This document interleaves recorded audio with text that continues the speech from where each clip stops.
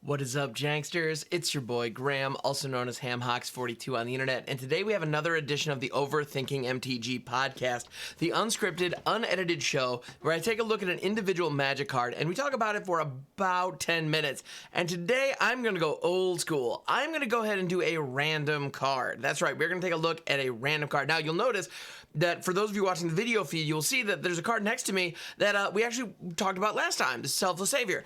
Well, the site that I use is scryfall.com. If you're not familiar with Scryfall, definitely get familiar with Scryfall. It's fantastic. It is a search engine that has all of Magic the Gathering into it. They update incredibly quickly, and they have high quality images available of all the cards, which is why I use it for all my YouTube shenanigans or when I'm live on stream. Well, they also have a random card button. So let's go ahead and hit it and see what we spin into. Boom. Let's go. All right, so the card that we hit was Sphinx of the Steel Wind. So we get a chance to look at an Esper Sphinx, which I'm intrigued by. Sphinxes tend to get weird, so I'm intrigued so far. I'm not familiar with this one, by the way. It is a 6/6 artifact creature Sphinx for 5 white, blue, black. So 6/6 for 8. Flying, first strike, vigilance, lifelink, protection from red and from green. And it has the flavor text, "No one has properly answered her favorite riddle. Why should I spare your life?" Interesting. So this card is very weird in a lot of ways. Now, there's nothing, like, it's very straightforward, actually, in what it does. It's a huge flying beatstick that's vigilant and lifelink with first strike. And it even has protection from red and green. So your opponents with fight spells or burn spells can't even touch it, which is pretty fantastic. Now, the fact that it has protection from red and green means that if you're in a 5-color deck, be aware of that. Because if you have like an aura or something that is red or green that you want to attach to the Sphinx of the Steel Wind, it won't work. That includes equipment and whatnot. So be very careful of that. A red source cannot target Sphinx of Steel Wind, nor can a red permanent be attached to Sphinx of the Steel Wind. So that's a thing. Be conscious of that. So protection is a big deal in that case. However, the flip side is red and green creatures can't block it. Red and green sources can't target it that your opponent controls. So if you're in a dedicated Esper deck, this thing is a house. Frankly, it's just huge. Like, it looks to me like a control finisher because if your opponent, if your opponent doesn't have a way to remove it, it's just going to beat them down. Vigilance, lifelink, first strike, and flying. Those are some great keywords to have. Note, though, not a single one of those keywords protects it, other than the protection from red and green, obviously. So if your opponent has, an Infernal Grasp, or a Fateful Absence, or a Path of Exile, or, Settle the Wreckage. There's a million different ways to remove this thing.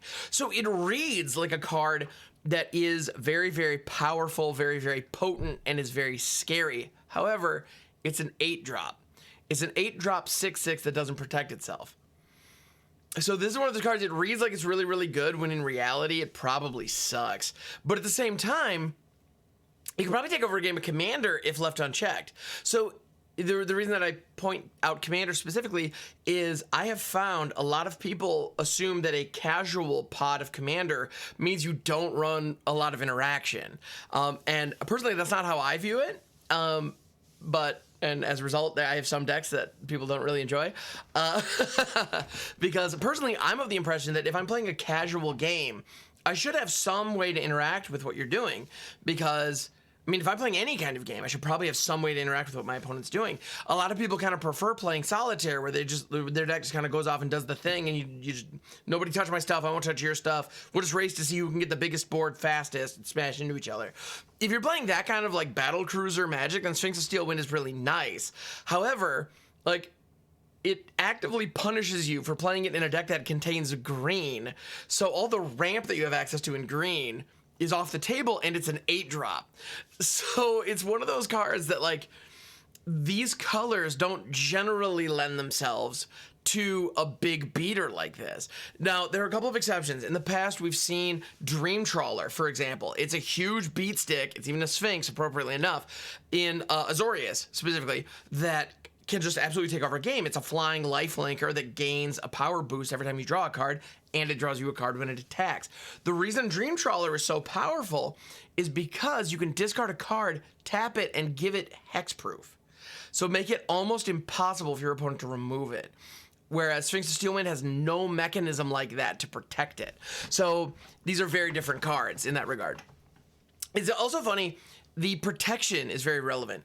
Like the first thing that the first thing that this reminded me of when I first read it was Achroma, Angel of Wrath, who is a huge creature with a just keyword soup on it. So he's very similar to this. Achroma does not have lifelink, but she does have flying, first strike, and vigilance. I believe she has first strike. Anyway, like she's got a ton of great stuff going for her, and she also has protection from black and red, which is relevant because black and red specifically have a ton of targeted removal in the packages associated with them. You have burn, black has 10 million ways to just destroy or even exile target creature these days. So having protection from black is huge in that regard. It means a ton. Meanwhile, in this case, protection from green, if your opponent's running like mono green with like fight spells, like Primal, Primal Might or Blizzard Brawl, okay, yes, they can't use those on Sphinx, which is good. Like, that's nice. We like that. But really the main benefit is you can attack through reach creatures. They just can't block it, so it just goes straight through. So no matter how many spiders they have, it doesn't matter. Like, you cannot chump this Sphinx with your green creatures. You just can't do it. So that's neat, but at the end of the day, like, I just don't. I'm not sold on this card. I can't. The only time I would imagine wanting to run this is if I can get advantage from it being a Sphinx specifically. So a 6/6 for 8, even with all these keywords, is good, but it's just so expensive that I need to be getting a little extra. Maybe that's me being greedy, but I want to get a little extra. And the real key with a card like this is, like, it might be okay as just a control finisher, but if you can have Shark Typhoon or Hullbreaker Horror, why would you run this? Because you can do better. You can just do better. But if I'm in a Sphinx deck where all my creatures are Sphinxes and I have triggers when Sphinxes enter the battlefield or triggers when Sphinxes, deal damage to my opponent, and there are a ton of Sphinx commander decks out there. Unesh comes to mind. That's a great example. Cryo Sphinx Sovereign. That is a card. I hope I spelled that right. Nope, sure didn't. In any event, Unesh is a great example of a card. It gives you a factor fiction, there it is, every single time a Sphinx enters the battlefield. When a Sphinx enters the battlefield, under your control, reveal the top 4 cards of your library. An opponent separates those cards into 2 piles, put one pile into your hand, the other into your graveyard. So that can effectively draw you cards every time a Sphinx hits the battlefield. Now, if Unesh is your commander, obviously you can't have access to the Sphinx of the Steelwind because of color identity restrictions. So you would have to be in a different, an Esper Sphinx deck. That said, there are Esper Sphinx commanders out there. Their names are escaping me at the moment. I can even see the artwork for one. For the life of me, I cannot tell you what that card's name is, and I apologize. But Esper Sphinxes is absolutely a thing, and Sphinx of Steelwind as in the 99 of a commander deck. And I'll tell you right now, if you're in Sphinx Tribal, like Sphinxes have this weird spot where they are expensive, primarily blue creatures. That's not something you see very often, and usually if a big creature is in blue, it's going to be a little bit more expensive, and generally not as good as creatures in other colors. Compare Sphinxes to dragons or angels. What you're probably going to find is the dragons or angels are usually a little bit bigger for how much they cost and have better stats, better abilities in combat. Like the Sphinx of Steelwind, 6/6 for 8, flying, first strike, vigilance, lifelink, pro, red and green. That's good. It's not bad, but at the same time, I mentioned Achroma.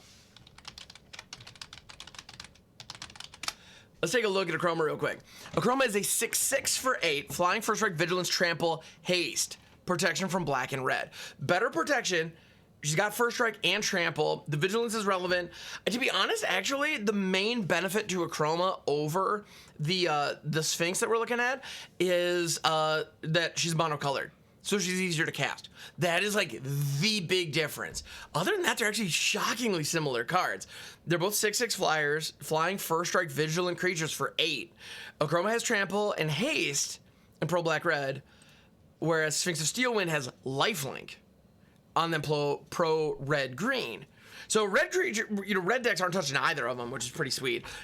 To be honest, I think Lifelink actually puts Sphinx like soup to nuts, bottom dollar. If I had to pick one or the other of those two cards, I might actually go Sphinx of Steelwind, assuming I could cast both.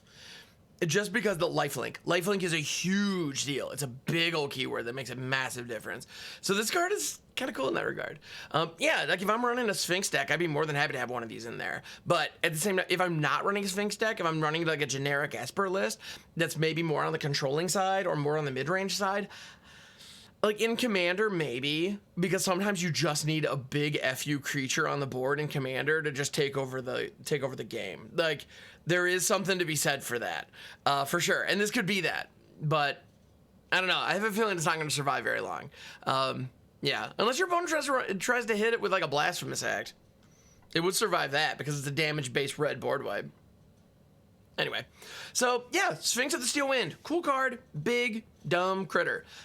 Yeah, I think Lifelink is a big deal. Like ever since that got keyworded, it makes a significant difference. Wizards is aware of that. They don't just throw it around willy nilly. Like they cost things appropriately, but still, it is very powerful, very potent, and yeah, this card is interesting. I like it. So, I don't know. If I ever build myself a Sphinx Commander deck, I'll probably look to get one of these in there. So, thank you so much for checking out the show. I appreciate you. This is the Overthinking MTG podcast that is available on YouTube, along with a bunch of other videos that I put it on a semi-regular basis. I also stream on Twitch, twitch.tv/hammox42. And you can also find this show, the Overthinking MTG podcast, anywhere fine podcasts are sold.